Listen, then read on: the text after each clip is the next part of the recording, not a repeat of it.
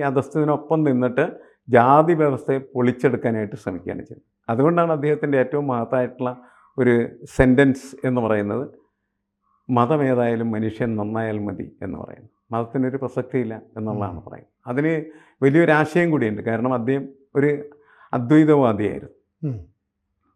അദ്വൈത സിദ്ധാന്തം എന്ന് പറയുന്നത് ഭാരതീയ ഫിലോസഫിയിൽ ഏറ്റവും പ്രമുഖമായിട്ടുള്ള ഒരു കൺസെപ്റ്റാണ്. ഇപ്പോൾ നമ്മൾ യൂറോപ്യൻ ഫിലോസഫിയും ഇന്ത്യൻ ഫിലോസഫിയൊക്കെ പഠിക്കുന്ന സമയത്ത് ഇന്ത്യൻ ഫിലോസഫിയുടെ ഒരു മേൽക്കൈ എന്ന് പറയുന്നത് ഈ അദ്വൈത ഫിലോസഫിയിലൂടെയാണ് നേടിയെടുക്കുന്നത്. ഫിലോസഫിക്കലായി ശങ്കരൻ അതിൻ്റെ ഒരു വലിയ പ്രതീകമായിരുന്നു ശരിക്കും ആദിശങ്കരൻ എന്ന്.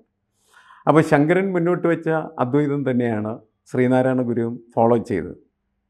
അതുകൊണ്ടാണ് ഇന്ന് പല ഈ ഹിന്ദു ഐക്യവേദിയുടെയും മറ്റും നേതാക്കൾ പറയുന്നത് ശങ്കരൻ്റെ മതം തന്നെയാണ് ശ്രീനാരായണൻ്റെ മതം. അത് ശരിയല്ല. കാരണം ശങ്കരൻ പറഞ്ഞ ഫിലോസഫിയാണ് ശ്രീനാരായണ ഗുരു പറഞ്ഞ ഫിലോസഫി, തത്വശാസ്ത്രം. എങ്കിലും ശങ്കരൻ്റെ രീതിശാസ്ത്രമായിരുന്നില്ല ശ്രീനാരായണ ഗുരുവിൻ്റെ. ശ്രീനാരായണ ഗുരു ഈ ഫിലോസഫിയെ അധസ്ഥിതനായിട്ടുള്ള മനുഷ്യൻ്റെ ഉന്നമനത്തിന് വേണ്ടിയിട്ട് ഉപയോഗിക്കുകയാണ് ചെയ്യുന്നത്. അവനെ വിമോചിപ്പിക്കാനായിട്ടാണ് ശ്രമിക്കുന്നത്. പക്ഷേ ശ്രീ ശങ്കരാചാര്യ ആ കാര്യത്തിൽ ശ്രദ്ധിച്ചിരുന്നില്ല എന്നുള്ളതാണ്. അത് അദ്ദേഹത്തിൻ്റെ വിഷയമായിരുന്നില്ല.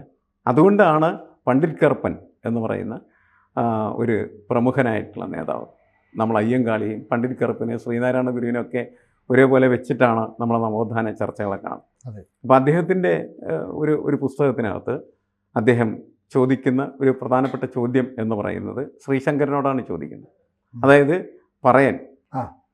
പറയാൻ വരുന്ന സമയത്ത് പറയനോട് വഴിമാറടാ പറയാ എന്ന് പറയുമ്പോൾ ശങ്കരാചാര്യരോട് ആ പറയാൻ ചോദിക്കുന്ന ചോദ്യം ഇതാണ്: വഴിമാറേണ്ടത് ഗാത്രത്തിനോ ആത്മാവിനോ, എന്നുവെച്ചാൽ ശരീരത്തിനോ ആത്മാവിനോ, ആർക്കാണ് വഴിമാറേണ്ടതെന്ന് അങ്ങ് പറ.